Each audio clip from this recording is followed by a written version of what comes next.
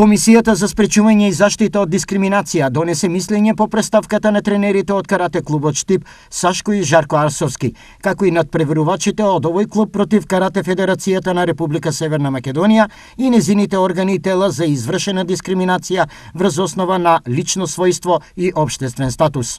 Комисијата во мислењето вели дека тие се подложени на дискриминација.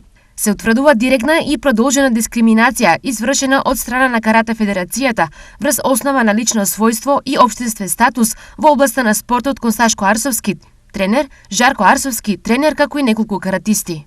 Стои во образложението. Во врска со мислењето се огласи и карате клубот Штип.